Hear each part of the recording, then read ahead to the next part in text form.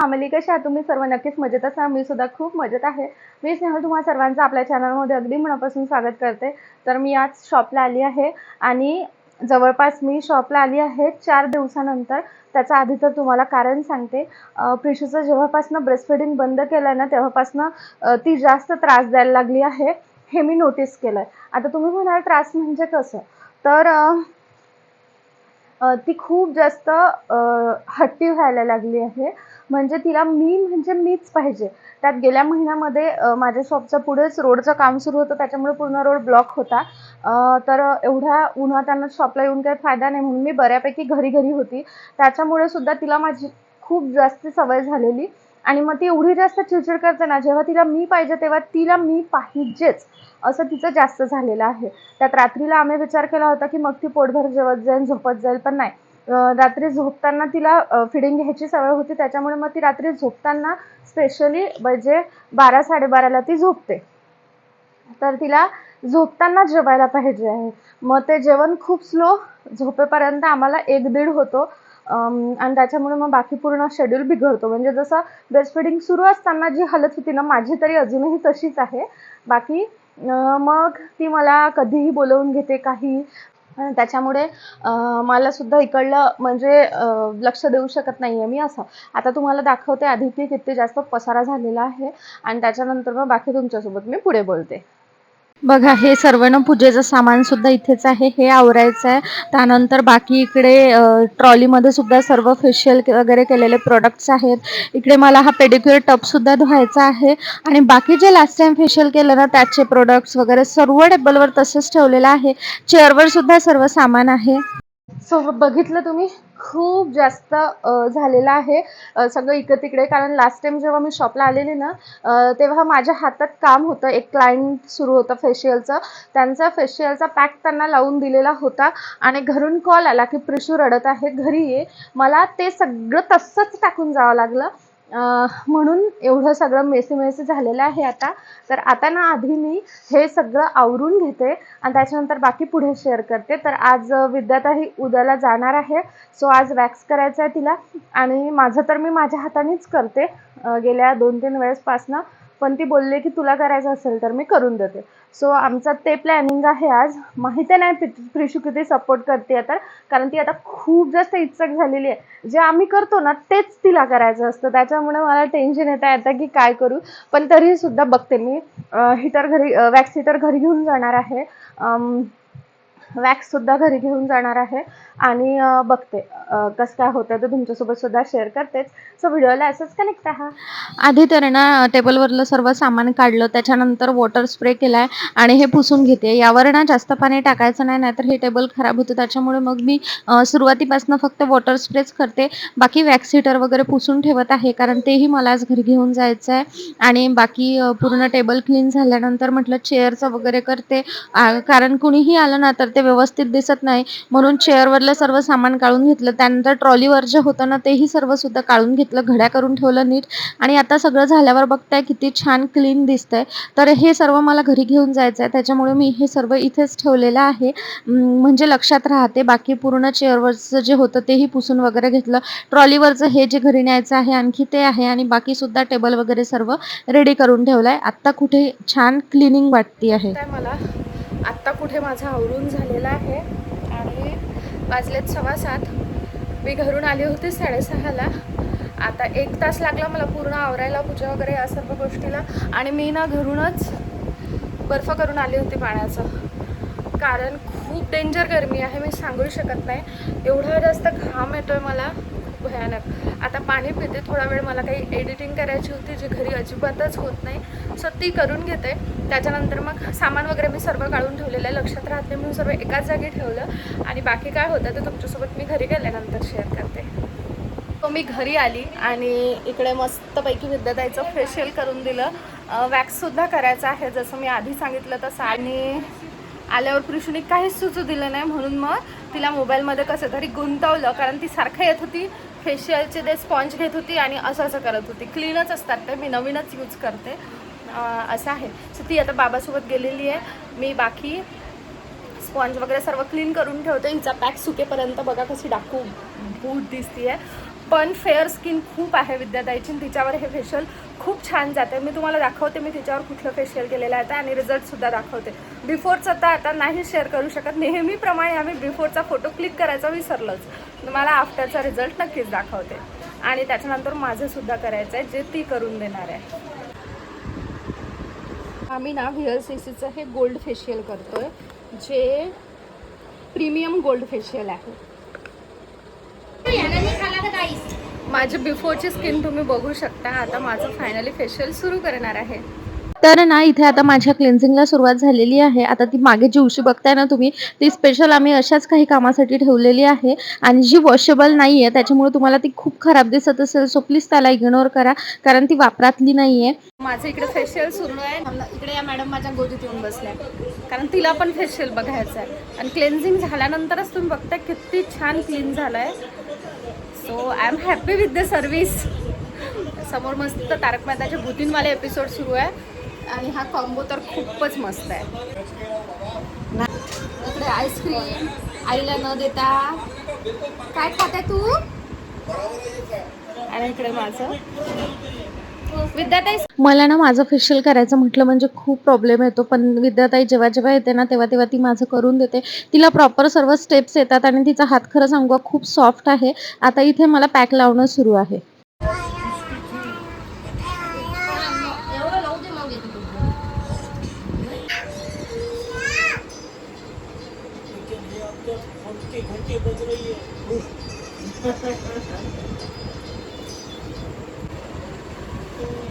प्रिशू मी कशी दिसत आहे? हा दिसत आहे. माझ्या मुलीला मी अशा अवतारात पण सुंदरच दिसते. गरमी एवढी जास्त आहे की पॅक खूप लवकर ड्राय झाला आणि आता आम्हाला तो काढायलाही भारी जातोय. माझं फेशियल झाला आणि रिझल्ट तुम्ही बघताय. जस्ट अमेझिंग, खूप छान झालेला आहे. बाय द वे ही VLCCची फेशियल किट आहे ॲडव्हान्सवाली, सो त्याचा रिझल्ट तर ॲडव्हान्स असणारच. खूप छान करून दिला विद्याताईने. एवढं मस्त रिलॅक्स वाटत होतं, मी तुम्हाला काय सांगू. आणि खरंच आता याचा ग्लो 2 दिवसांनी येतो, तसा माझ्यावर फेशियलचा ग्लो येत नाही, पण जर आला असता मी तुमच्यासोबत सुद्धा शेअर करेन असं आहे. तर चला आता आम्ही जेवण वगैरे करून घेतो. फेस वॉश केला त्याच्यामुळे, म्हणजे पाण्याने धुतला मी चेहरा, त्याच्यामुळे हे ओलं दिसतंय. सो असो आता बाकी काय होतं ते तुमच्यासोबत शेअर करते. कशासाठी पिल्लू? कोणी रागवलं सोना तुला? कोणी रागवलं माझ्या छकुल्याला? प्रिशू कोणी रागवलं पिल्लू तुला? आईनं हात धुवून म्हटलं मोठ्या आवाजात म्हणून. ओले बाबा लागवलं माझ्या छकुलीला. उन्हाळ्यामधला पाहुणचार म्हणजे ना आंब्याचा रस आणि त्यासोबत मस्त तळलेल्या कुरड्या. तर आज तर आमच्या जेवणाचा खूप जास्त ओढा आहे. सो चला आता पटकन जेवून घेते. सो आमचं सगळं झालं, जेवण वगैरे झालं, वॅक्ससुद्धा केलेलं आहे. नेमकं तेव्हा ना प्रिशू आजूबाजूला होती आणि ते गरम गरम वॅक्स हिटर वगैरे, त्याच्यामुळे मी काही शूट केलं नाही. पटापट आम्ही वॅक्स करून घेतलं आणि बाकी आता व्हिडिओ किती मिनिटाचा झाला आहे मला काहीच नाही माहिती. मी बाकी तुमच्यासोबत आता नेक्स्ट डेला कंटिन्यू करेल, कारण सर्वांना झोपायचं आहे, खूप लेट झालेला आहे. सो व्हिडिओला असंच कनेक्ट आहे. सो आता कालचा व्हिडिओ मी आज कंटिन्यू करते आहे, कारण रात्री मग जसं सांगितलं तसं ते काही कंटिन्यू करणं झालं नाही. आणि विद्यार्थी आत्या वगैरे दोघीजणी गावाला गेल्या. प्रिशू राणीची मस्ती चाललेली आहे, मी तुम्हाला आधी ते सांगते. तिला विचारलं की तुला कोणतं पाणी पाहिजे. मी कूलरच्या एकदम समोर उभी आहे, त्याच्यामुळे तुम्हाला बॅकग्राऊंड नॉईस येत असेल त्याला इग्नोर करा. प्रिशूला म्हटलं तुला कोणतं पाणी पाहिजे, माठातलं आणून देऊ का? तर प्रिशू मला म्हणते फ्रीजचं दे, म्हणजे तिला फ्रीजमधलं पाणी पाहिजे. आणि कॅमेरा सुरू केल्यावर विचारलं तर अजिबात सांगत नाही, पण तिच्या नकळत मी ते शूट करून तुमच्यासोबत शेअर करेल. आता आधी तिची काय मस्ती चाललेली आहे ना ते तुम्हाला दाखवते. अरे बा, स्वतःच्या हाताने धुणं धुते माझी मुलगी ते घरात. प्रिशू काय आहे असं, काय करते तू, काय करते?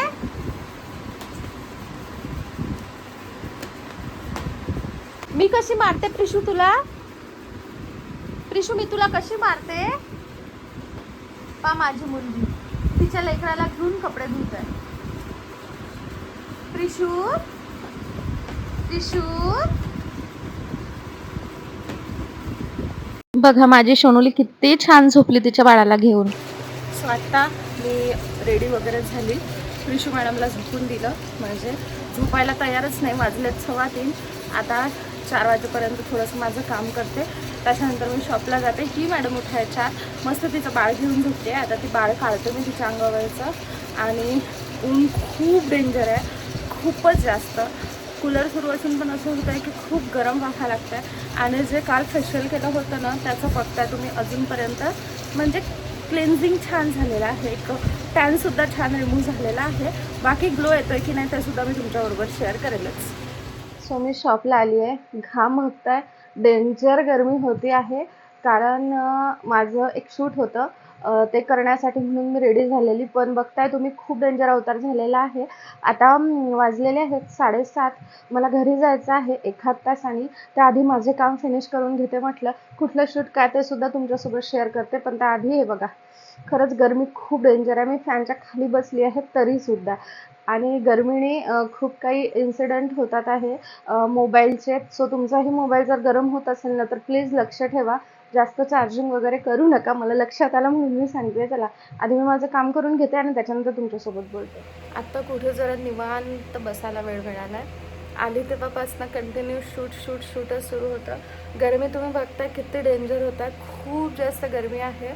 आणि आज फर्स्ट टाईम मी वेगळं लिक्विड लिपस्टिक ट्राय केलेलं आहे. माझ्या व्हिडिओला कमेंट होती की ताई अफोर्डेबल रेटमध्ये लिक्विड लिपस्टिक सांग. सो मी तो व्हिडिओ बनवायच्या आधी म्हटलं स्वतः ट्राय करते. सो मी ते परचेस केले. व्हिडिओसाठी बघा काय काय करायला लागतं. मी ते परचेस केले, कॉम्बो आहे. आणि या व्हिडिओसाठी मला त्यांनी रिक्वेस्ट केलेली जे माझ्या चॅनलवर नेहमी कमेंट करतात, छान मला छान ब्लेसिंग्स देतात. सो त्यांच्यासाठी तर तेवढं करायलाच पाहिजे. सो परचेस केलेले आहे. मी ट्राय करून बघते. मला असेच काही प्रोडक्ट सजेस्ट करायचे असते ज्याने तुमच्या स्किनला हार्म वगैरे होणार नाही आणि म्हणजे तुम्हाला काही प्रॉब्लेम नाही झाला पाहिजे या हिशोबानेच मी प्रोडक्ट सजेस्ट करते. त्याच्यामुळे मी विकत घेतले, ते ट्राय करून बघितलं, आज लावलेलं आहे. तेच मला शेड छान वाटतो आहे. लिप्स खूप जास्त ड्राय झाल्यासारखे पण होत नाही आणि काहीच नाही, असं वाटतच नाही की लावलं आहे काही. कारण मी जेव्हा माझं ते लॅक्मेचं लावायचं ना, जे माझं खूप फेवरेट होतं, ते लावल्यावर ना माझ्या लिप्सला हेवी वाटत होतं. पण हे असं वाटतच नाही आहे की मी काहीतरी लावलेलं आहे. सो लवकरच मी तुमच्यासोबत तो प्रोडक्ट शेअर करते. खूप म्हणजे खूप कमी प्राईसचं आहे आणि ब्रँडेड लिपस्टिक आहे, म्हणजे खूप छान ब्रँड आहे. बऱ्याच जणांना आता वेडिंग सीझन सुरू आहे, सो त्याच्यासाठी बऱ्याच जणांना हवं असतं. लॉंग लास्टिंगसुद्धा राहतात बुलेट लिपस्टिकपेक्षा. सो म्हटलं चला तुमच्यासोबत शेअर करते. त्याच्यासाठी म्हणूनच मी आता ते ट्राय केलेलं आहे. लवकरच तुमच्यासोबत मी ते शेअर करणार आहे. आणखी काही व्हिडिओज बघायला आवडत असेल ना ते सांगा. आता मी कमेंट्स वाचतच होती तर त्याच्यामध्ये भरपूर कमेंट्स अशा होत्या की ताई तू एन्जॉय करत जा, एन्जॉय करताना तू छान दिसते, तुझं पाहूनच प्रिशू शिकते. आणि किती काय माझ्यासाठी तिच्यासाठी ब्लेसिंग्स असतात व्हिडिओमध्ये. मला काही वाचून तर असं म्हणजे मी खूप जास्त इमोशनल होते. श्रेयासुद्धा कमेंट्स वाचते, विद्याताई पण कमेंट वाचते आणि बरेच जण असं वाटते की वाव किती छान तुम्ही कनेक्टेड झाला एवढ्या कमी दिवसामध्ये. पण ना मला एकच रिग्रेट आहे, म्हणजे एकच माझी कंप्लेंट आहे की तुम्ही सबस्क्राईब करत नाही. आता जे रेग्युलर सबस्क्रायबर्स आहेत त्यांचं मला माहिती आहे की त्यांनी सबस्क्राईब केलेलं आहे. पण बाकी तुम्ही हा व्हिडिओ कुठून जरी बघत असाल ना तर प्लीज चॅनलला सबस्क्राईब करा. कारण सबस्क्रायबर वाढणं महत्त्वाचं आहे. मला आणखी खूप काय करायचं आहे. प्रिशूसाठी म्हणू शकता, माझ्या घरच्यांसाठी, माझ्यासाठी. कारण कसं आहे बऱ्याचदा असं होतं, आता तुम्हाला रिसेंटलीच सांगते, श्रेयाचं असं सुरू होतं की आपण वॉटर पार्कला जाऊ. खूप दिवसापासून शेगावला जायचं ठरलेलं आहे, पण होतच नाही आहे. उत्सव मेल्याचं असं होतं की आम्ही खूप वर्षापासून गेलो नाही. यावेळी विद्याताईसुद्धा होती, तिला खूप इंटरेस्ट आहे, ती इन्सिस्ट करते म्हणून ॲटलिस्ट थोडंफार तरी एन्जॉय आम्ही करू शकतो. आणि श्रेयाचंसुद्धा तसंच आहे. तिचं हे आहे की आपण कमवतो कशासाठी ना, जेवढं पोटाला लागतं आहे तेवढं पोटाला, आणि मग थोडंफार तरी एन्जॉय करायला पाहिजे असं त्या दोघींचं हे होतं. आणि माझं असं होतं की नाही प्रॉब्लेम्स म्हणजे पैशाचं काम पैशाच करतो ना, तर माझं असं होतं की नको, आपण आता नको जायला, आपण नंतर कधीतरी बघू. आणि मी आत्ता मला आधी असं व्हायचं नाही, लग्नाच्या आधी वगैरे त्यावेळेस मी कदाचित कमवती होती चांगली, त्याच्यामुळे असं होत नसेल. तेव्हा मला एवढा विचार नाही यायचा की खरंच. मी तेव्हा आईला म्हणायची की आई तू किती कंजूस आहे, तू किती विचार करते, तुला काहीच एन्जॉय करायची इच्छा होत नाही.